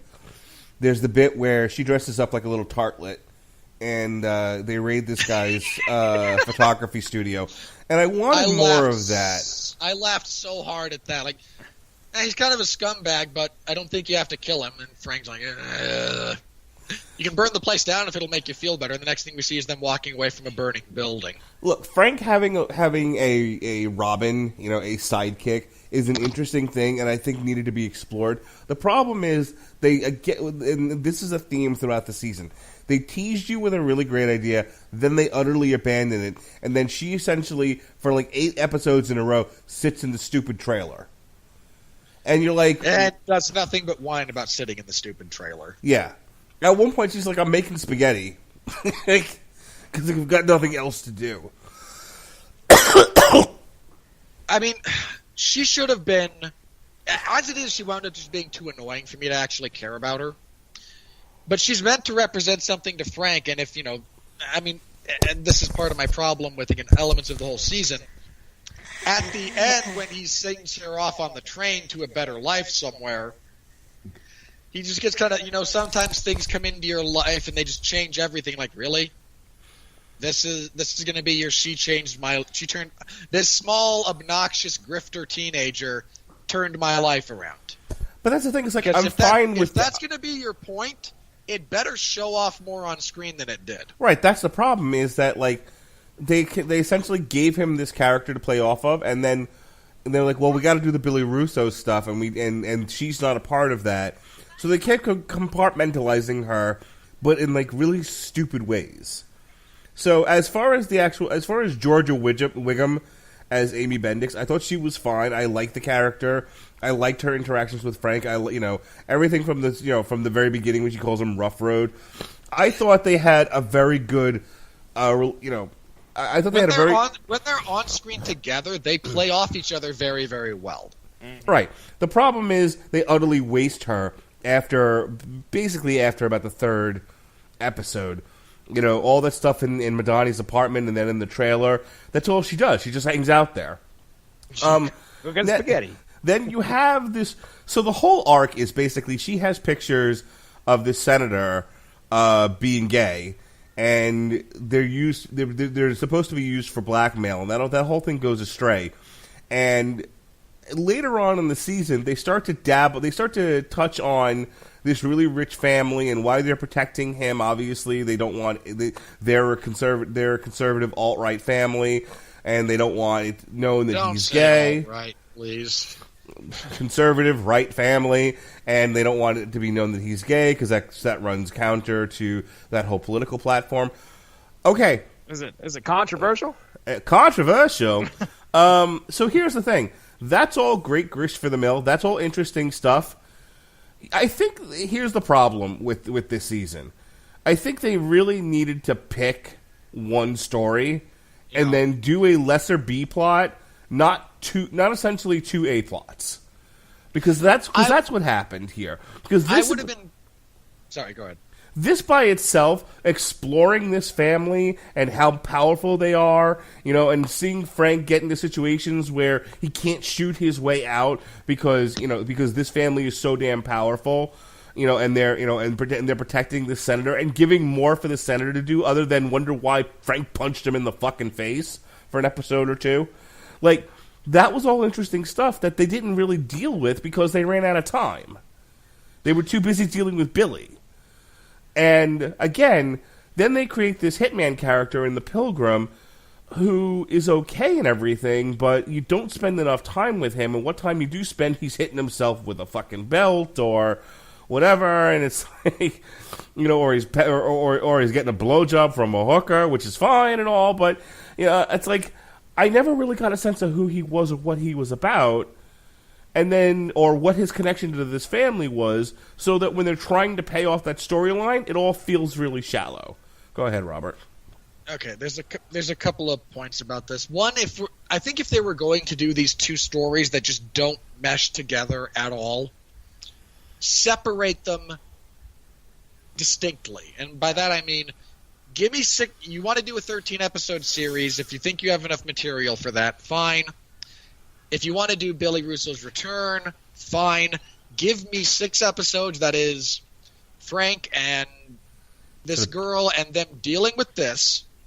Right. And then do the Billy stuff. Don't try to do them at the same time. They should have done it the way Daredevil Season 2 was, where half of Daredevil was Daredevil versus the Punisher, and then the other half was, fuck me, it's Elektra. They should have done it the same. Yeah. They should have done it the same way. They should have started off with the Punisher, the girl, and the Pilgrim, closed up that storyline, and then Billy Russell's long road out of hell, and then that would have been fine. Real quick, just so I can piggyback off the Elektra stuff, Marvel Knights version Punisher 2099, another take on the year 2099, featured Cassandra Castle, who goes by the alias of Cassandra Nachios. She is the daughter of Frank Castle and Elektra. So that's what you're thinking of there, Winfree. Terrific. That must not have been a very pleasant sexual experience for either of them. What? I wasn't going there, but well, no, when we see the Brazzers porn of Punisher and Elektra. Why don't you look that up there on your phone, Mark? I will. Let me make sure. Let me make sure the sound's up. They're gonna hear all the moaning. Please, sir. I'm just saying. Look, there's costuming in the bedroom, and then there's the direction those two took it. All right. I can't agree with Winfree more on the whole separating the two. I think that was a brilliant way of doing it. And again, reduce it down to 10 episodes and give the Pilgrim stuff more time, just like you're saying, Mark, and then reduce Billy Russo's arc. Look, cut Billy Russo down, significantly reduce the crappy doctor. Have Billy let's make this better then, for the sake of argument. We go through, 5-6 episodes. Okay, let's cut it to 10 episodes for the season. The first 5 or 6 are Frank and Pilgrim and that whole, again, the B plot. Have it resolve even basically the same way they actually do in the show. Fair enough. It's a perfectly acceptable resolution. It's rushed in the actual show, but the execution of it is it is rushed, but fine. That's a way to wrap that up. I'm down. I'm completely okay with that. You could even, if you wanted to, have part of the impetus for Frank being in New York when Billy wakes up, instead of Madani flying out to find him, is that he goes there to confront the senator, who is a senator from the state of New York. So, you have some ways to marry them a little bit better, or at least transition from plot from the first half into the second. Yeah. Then in your second half of the season, Billy recovers himself, or we discover for the first time that Billy is basically in recovery. We get terrible doctor who makes the terrible decisions. We can even keep that as long as the payoff is Billy violently murders her in a fit of rage. He spends too much time with her and realizes, my God, I've spent hours and hours of my life in your presence. This will not stand, sir. and proceeds to just cut her to ribbons. Then goes on his terrorist rampage with his army buddies, which, again, we improve by actually spending some time with it. Frank winds up dealing with them, and which leads us to the close of that whole episode. Instead of trying to shoehorn both of them together in ways that don't actually work or make sense. So, dude, how much of a cliffhanger would it have been after the Pilgrim arc? They do like a quick 30 seconds of Billy Russo opening up his eyes, in the hospital bed, and then we hit B plot, or the second plot of that season. If they did it that way, that'd been awesome. Frankly, if you could also do it if you wanted to be really kind of sneaky about it. Again, you still end with Frank and John, nodding at each other at the end of that thing, because I have to talk about their relationship a little bit. Oh, it's great. It's great. Go ahead. Just go ahead. Jump into it. Okay. I feel like part of the reason they brought in John Pilgrim was because they did so much damage to Frank in season 1 as a character. And I don't mean like metaphorical damage. I mean they beat the dog snot out of Frank Castle. He got shot, he got stabbed, he got abused, he got dropped off of buildings, the whole 9 yards. Like, bad stuff happened to him physically. And they brought in Josh Stewart to play John Pilgrim, and Josh Stewart's a solid actor. And they said, Josh, we like you, we like your work, here's the character, and we're just going to warn you, we have the same amount of physical damage for main characters allotted for season 2, but we can't throw all of it at Frank. A lot of it's going to fall on you. Because this season beats the crap out of him. I mean, yeah. He gets, the fight that he has with his former, racist gang buddies. I love the structure of that fight, because we see him after he has won, and there's never really any doubt about that. But we then get to see him trying to fix himself physically, and what caused those things to happen in the fight. So he headbutts a guy in the mouth, and then back in his hotel room winds up pulling his teeth out of his skull. Gosh. Yes. He has to reset his jaw after it's been broken. Oh, so great. He winds up, he gets this pretty horrible gash along his side and his ribs that later, after the car wreck he's involved in, actually shows bone. He gets shot in the thigh with a shotgun at one point. There's a glorious scene that's like a step up from a great scene in No Country for Old Men. In No Country for Old Men, it's Javier Bardem picking buckshot out of a wound in his thigh, but it's not as bad as this one. Here, and they did a great job with the effects of, the damage that him sitting there in his hotel room with, the needle nose pliers, pulling out the buckshot. Because he gets put through the ringer, but keeps coming. And the fight, when we finally get to the fight between there's two great scenes between Frank and John. One is their gunplay in the hotel, which is a great and a well-shot gunfight sequence. They shoot at each other blindly. They both take appropriate cover. They change rooms and change position. Frank at one point just barrels through a badly damaged wall. It's all great. And then that leads to, there was such like dark humor in that whole episode. Oh, because Frank kidnaps the senator, which incidentally, that is the worst protected senator in the history of all film and television. Frank literally walks up to the door, rings the doorbell, the senator answers, and then he punches him in the face. Like, that's not how protection for anyone on that level works. I couldn't have watched the series with my late grandfather because he would have smacked me for watching something this violent. I would have watched it anyway, but he would have. But he worked. I occasionally gripe about the representation of bodyguard and protection detail, because my maternal grandfather spent about 30 years on the CHP, and the last several of those were in protective services for the governor and the lieutenant governor specifically in California. And he educated me on occasion on proper protection procedures. So watching a senator have nothing, not even an aide, there's not even like a senatorial page in that room. It's literally just this one guy. Oh, it's the worst. Anyway, jokes about that aside. Frank kidnaps him and then says, "Bring me the girl," because he thinks that John Pilgrim has kidnapped Amy or Lauren or whatever her name is. He actually hasn't. She just stowed away in the back of his car and steals a shotgun.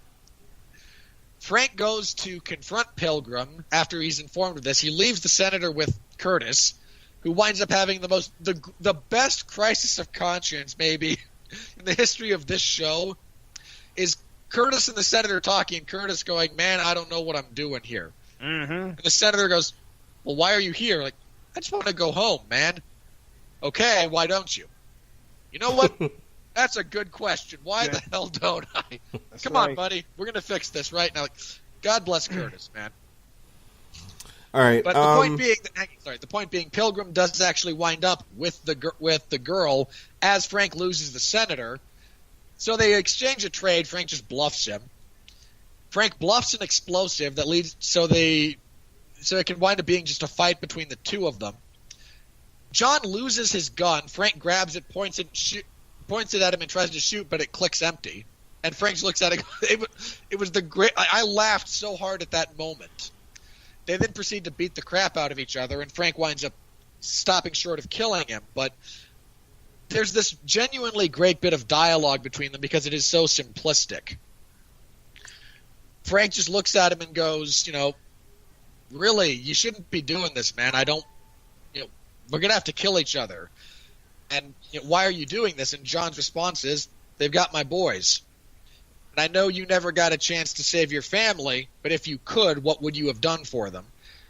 Frank just kind of sighs and he goes, "Anything," because he knows this. And Josh Stewart on the other side, "Well, here we are," is literally the line of dialogue. And it is. I just loved that because while they are very different characters in a lot of respects, they are both men who do the violence that needs to be done from their perspective. Yes. They have people that they genuinely love and care about. They're not maniacs. They're not sociopaths. They're not devoid of human emotion. They're just at crossed purposes. And especially after, the emotional context of all the Billy and Frank stuff, the fact that you just had these two guys who have nothing against each other personally, they just wind up in a position where I'm going to do whatever it takes for what I want, for my perspective, and you're going to do whatever it takes for your perspective. We just have reached an impasse. And, I also liked that Frank let him live in no small part because his last request wasn't "spare me." It was just, "I know you're going after them. They've got my boys. If you could not kill them in the crossfire, that'd be great." Mm-hmm. Yeah, they built both those guys up to be tough sons of bitches. We already knew Frank was, but they had to do just like you said. They had to treat the Pilgrim and show how tough the Pilgrim was and his motivations. And this is what's beautiful about the portrayal of the Punisher in this series. I did not know if Frank was going to kill this guy or not, because I could see him killing him, and I could walk, on the next episode, and I find out that the Pilgrim's dead. I'd be like, okay, well, that's Frank. Yeah, his response just being a nod, like, "Yeah, all right, that's fair," and then crushing his skull with that, canister he had. And I'd be like, well, that's Frank, and he's doing this because he felt there was a justifiable reason to do so, because this man was what he perceived as evil. But I loved it. I loved it when you find out that the Pilgrim is still alive, and Frank spares him and lets him go get his, of course, goes and gets his children. So either way was going to be a perfect ending for me. I thought I could understand both viewpoints, and both outcomes if it were to come to that. So as for the Pilgrim character altogether, I really enjoyed seeing. This was somebody that was completely new to me. I don't think this person. I did a little bit of research, but I don't think this person has a background in the comics.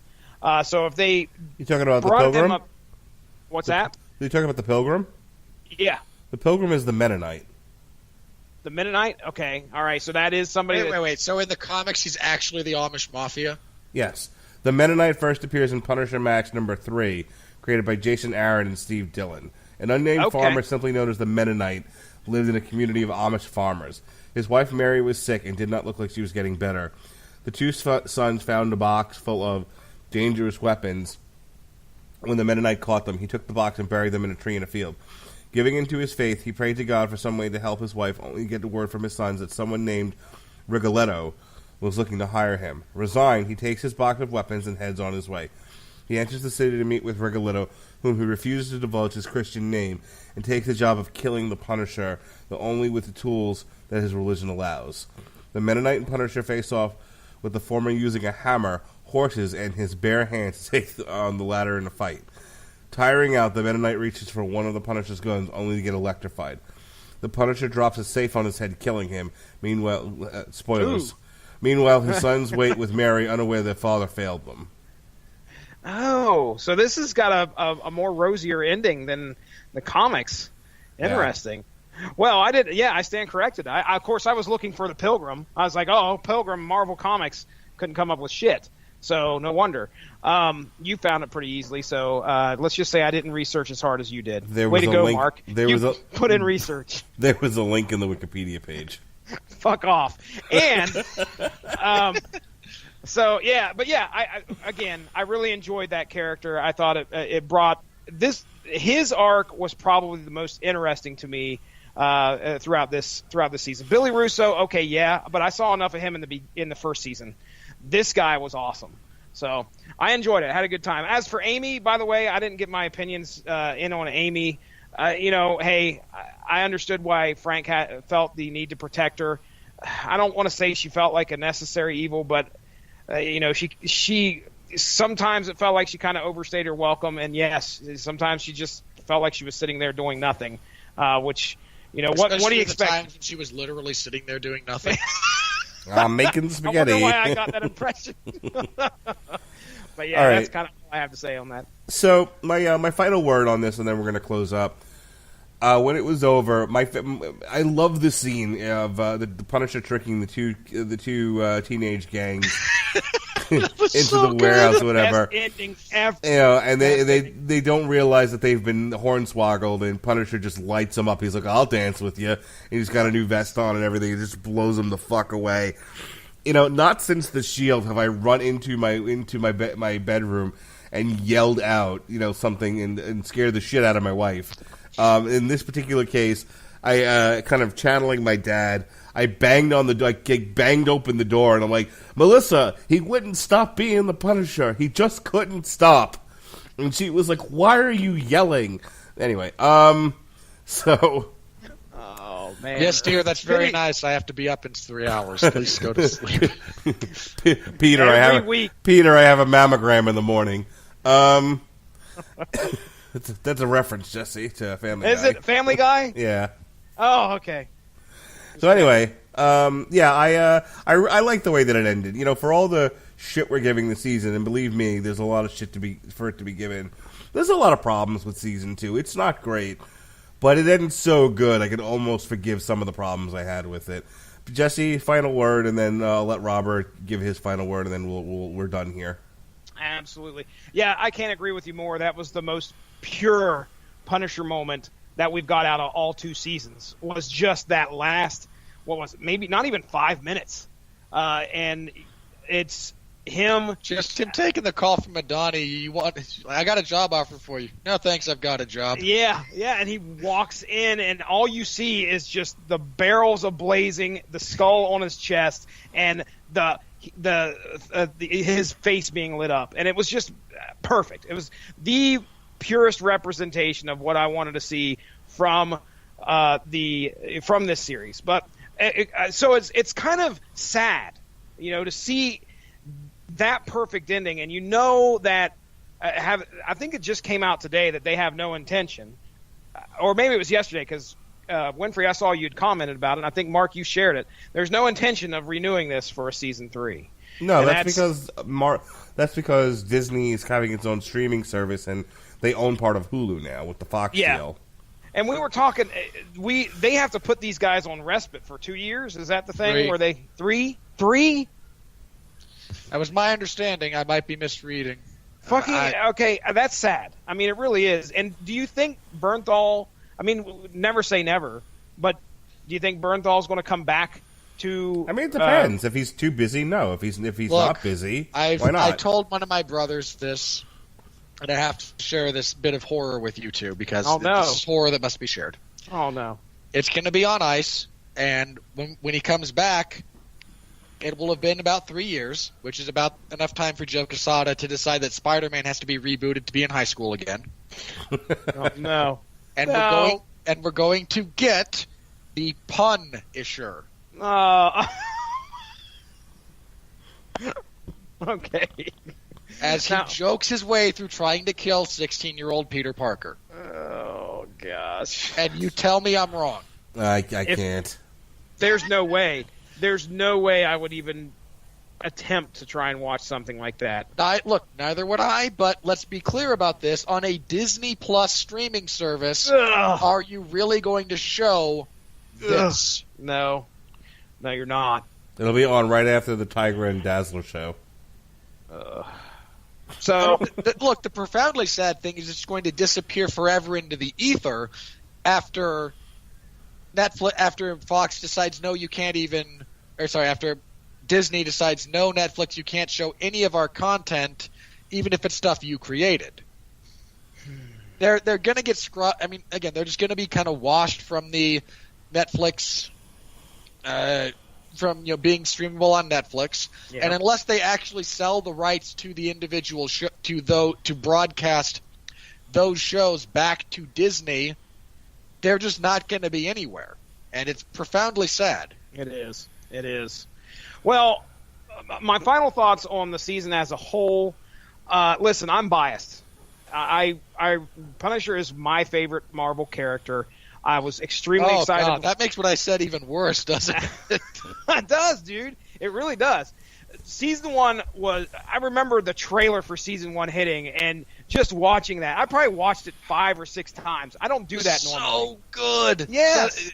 Setting the gunfire to Metallica's one. I mean, there is no doubt in my mind that I was going to watch this series when it happened.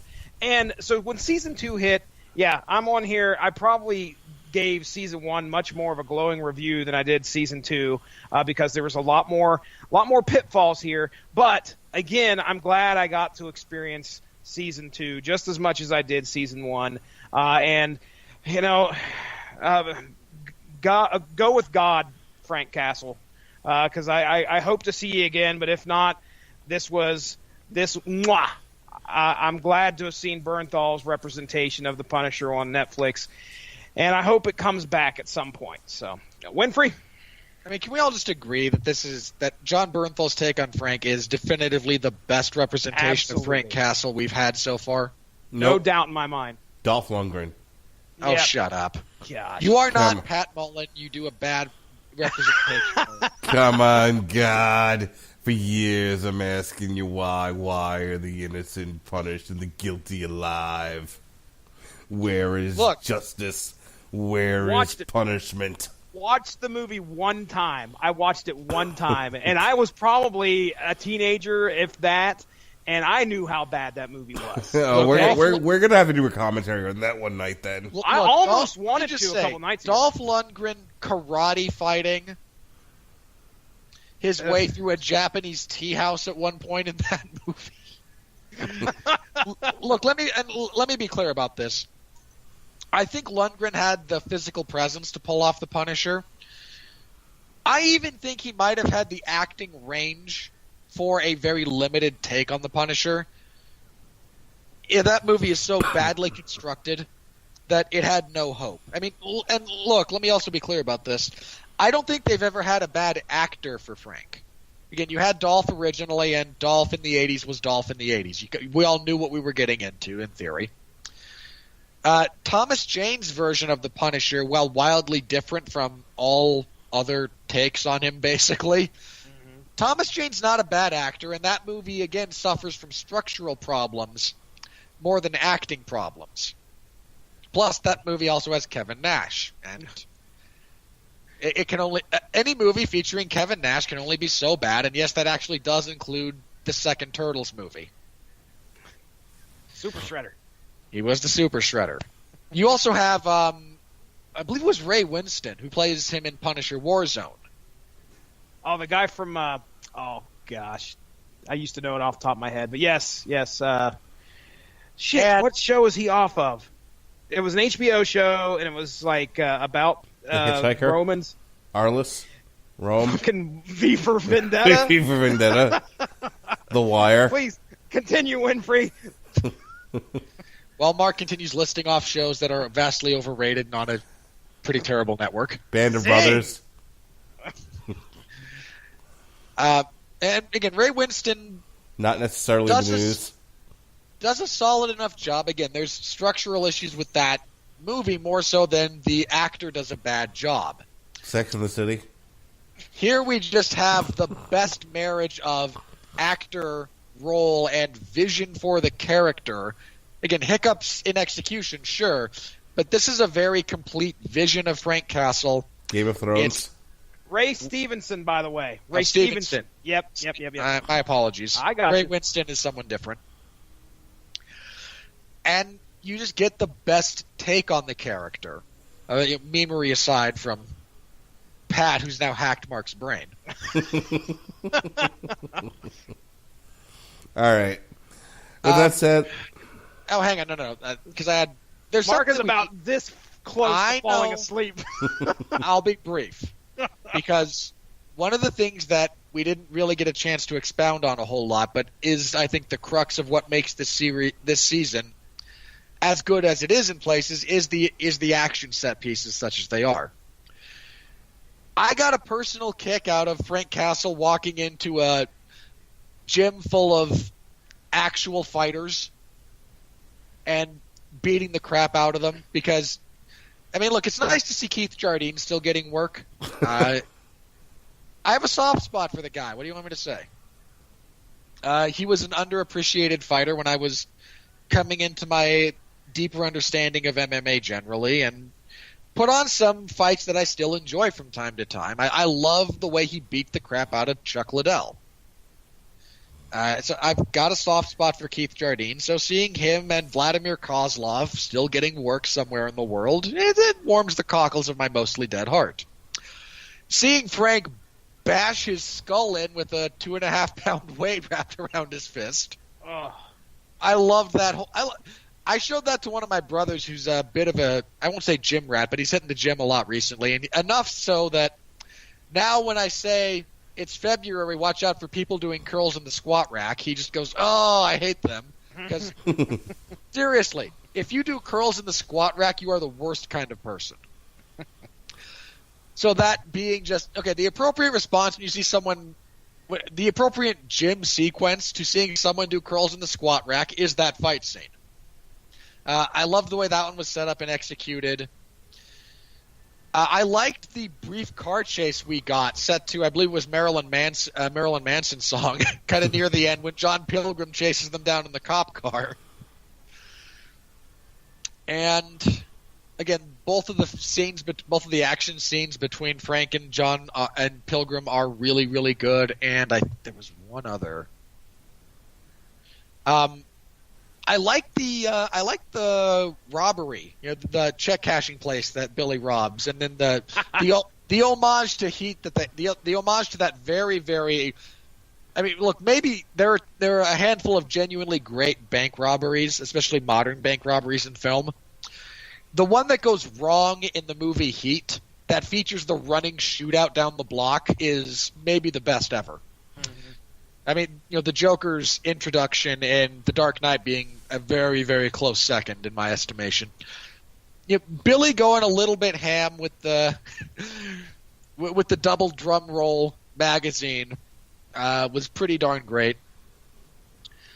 I was a little bit disappointed actually in the scene from The Dark Hearts of Men when Frank kills a bunch of people. I mean, I don't know, it didn't quite flow the way I wanted it to, but we get a bit of that. The brutality and the action in this series, in this season specifically, is kind of what saves some of the weaker elements in a lot of respects, because while there's this horrible drawn-out sequence of Billy whining at Dr.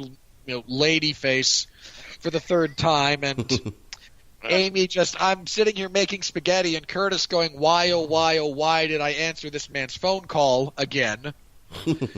It does lead into, Curtis having a bit of a sniping excursion and then shooting that poor guy in the femoral artery and having to deal with the consequences of him bleeding out on him and just watching him deal with that. And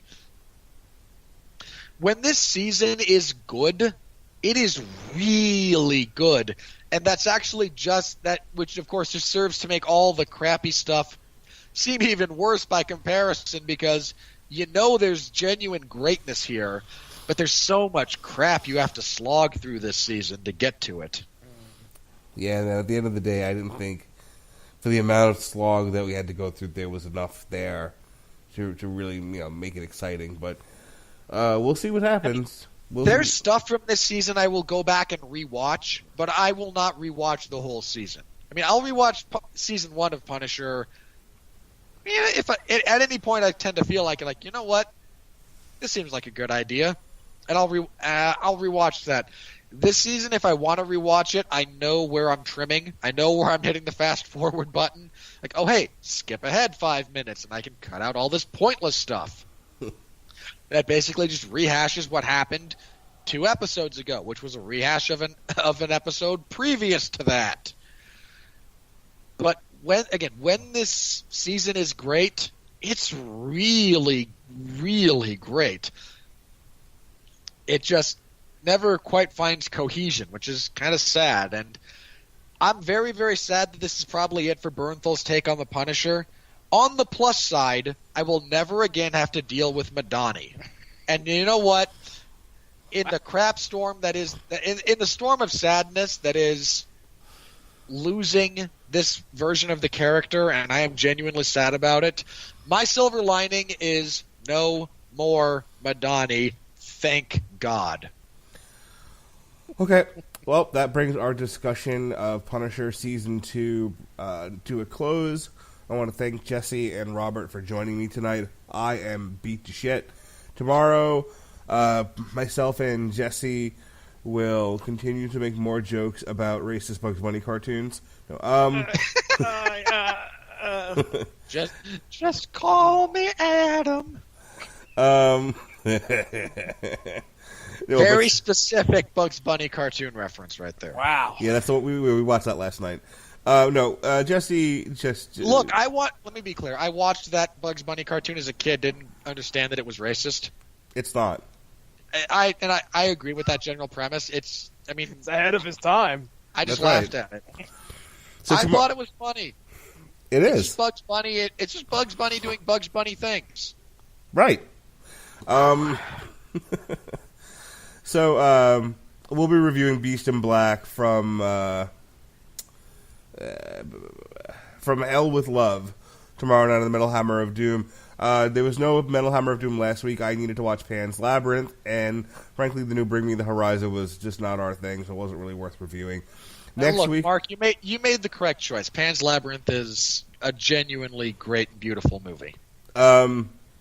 Next week, Alexis Hana and I joined up with Jesse. We discussed DC Looney Tunes 2. Myself, Alexis Hana, and this man over here, Robert Winfree, will be reviewing Alita Battle Angel on Damn You Hollywood. On the 20th, we welcome you back to Avantasia. And then on the 21st, Andrew Graham and his lovely wife will be joining me for a TV party discussing The Crown Season 2. Robert, you have like 1 minute to do plugs, and Jesse, then we're done. Oh, wait, so I can obfuscate Jesse's entire plugs by taking up the full 60 seconds? Just you have You now have You 50 do you, seconds. Robert Winfree. You have 50 seconds. All right. There will be no 411 Ground and Pound radio show this coming Sunday because there's a UFC event on Sunday. It is UFC on ESPN 1. Pretty darn good card, actually. Cain Velasquez is set to make his return, where he will look like a killer and then injure his Glavin and be out for another 18 months, because that's what Cain does. He's fighting Francis Ngannou, who has terrifying power, but struggles to put everything together. So there is a preview of that, and a preview of Fight Night 145, which is in theory completely listed, but given that there's still 2 weeks out, I expect everything about it to change by the time we actually get to the event. So this previous edition of the Sunday on the 411 Ground and Pound radio show, Jeff Harris and I finally got back together. Jeff and I had scheduling issues over the last couple of weeks. We review UFC 234, which lost the main event literally about 2 hours before the show started. Really sucked. And a preview of, again, those 2 episodes. We talk a little bit about the news of the week. Light news week, not a whole lot to talk about, but you can tune in for our review of Israel Adesanya and Anderson Silva, our preview of Cain versus Francis, and again, really that ESPN card is darn good. You also have James Vick and Paul Felder, Jimmy Rivera and John Dodson. It's a really solid card. Quite frankly, it's just demonstrably better than the pay-per-view they just put on. And we preview, again, the fight card for a couple of weeks out. Mark and I will be reviewing Alita next week. Yep. I forgot to mention myself and Pat will be reviewing, we're doing live commentary for boxing on Fox, Leo Santa Cruz versus Miguel Flores. Kind of a shame you guys couldn't get together for the one, because there was a heck of a fight between Beltran and Okada from the boxing event Saturday. Wasn't even the main event. Main event was pretty solid too. So Mark and I will review Alita, where I will yell about the horrible, horrible mashup that is the stylized take on filmmaking of Robert Rodriguez and the propensity for big budget CGI event movie that is James Cameron's Existence. In fairness, haven't yet seen the movie. So my perspective might be changed by the actual film, but considering I'm 90% sure they're just going to kill off Christoph Waltz in the first 30 minutes, and Christoph Waltz is my entire motivation for seeing that movie, I'm not holding out a whole lot of hope. Then, again, the 411 Ground and Pound show will be back on the 4th. We'll be back on the 24th, and you can also find me Fridays. I've been covering Impact Wrestling in the Wrestling Zone of 411 Mania. Because Larry Zonka is out of commission, and while he is recovering, many hands are trying... Look, Larry did the work of about 18 guys, and God bless him for it. Now we just have about 18 other of us trying to make up for his one workload. So my contribution is I cover Impact Wrestling on Fridays, and no one reads or and no one cares, because frankly I'm not that good at it. So if you want to have a laugh, you can tune in for my coverage of that, again, Fridays in the Wrestling Zone, and then this coming Sunday, as well as the Saturday after that, I will have coverage of the UFC events in the MMA Zone of 411 Mania. In a couple of months, Mark and I are going to be reviewing One Punch Man, which should be kind of fun. Oh, yeah. Mark's not a big fan of the anime, so I found that I think will appeal to him. I'm going to lead. I've decided I'm going to try and slowly destroy Mark's soul with various anime shows, because I think I know exactly how to do it. It starts innocuously. It starts with One Punch Man, which is just kind of fun and funny and great satire. And then I'm just going to slowly conclude with a show, and I'm not sure which one, but I absolutely know at least 3 that are just very well done, very well executed shows, but destroy part of your soul along the way. And I'm not sure the exact journey yet, but that's going to be my goal. I'm going to drive Mark towards suicidality with anime. No. Mark Radulich. I mean, just you- threatening that seems to have caused Mark to spontaneously gloss. I thought he fell over there earlier. I heard a big thump. All right. Winfree, you done? Yeah. Yes. Yeah, I am. Jesse, you have things to plug as well. Well, ladies and gentlemen, go give the Radulich in Broadcasting Network Facebook page a like to stay up on top of all the great podcasts that we have to offer. All sorts of great content drops there. I think Mark may have mentioned it, but hey, if you can't if this didn't fix your Punisher craving, how's that? Yeah, that's the word I'm looking for. Check out that source material we did where we talked about the Slavers arc from the Punisher Max Volume 5 on source material.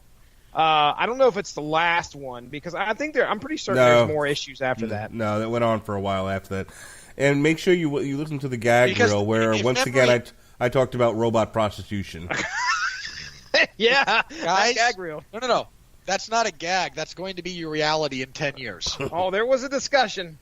Trust you me. I don't know how the hell it ends up on Punisher Max Volume 5, but yes, robots and sexual favors by Alexa were all discussed right there on the source material podcast. Because at the end, I'm pretty sure at the end of Punisher Max, Frank dies. I asked Benjamin J. Colon, I said, you got to tell me which, because he was kind of upset we didn't have the opportunity to have him on for the Slavers. And I asked him, I said, well, which one would you like to talk about? And he said the final arc was pretty good. So that's probably what you're talking about there, Winfree. But yeah, it wasn't the final one. The Slavers was pretty good, though. It is a classic Punisher story. So check that out. But other than that, for the falling asleep Mark Radulich, for the ever knowledgeable Robert Winfree, I'm Jesse Starcher. Mark Radulich, sign us off of here, buddy.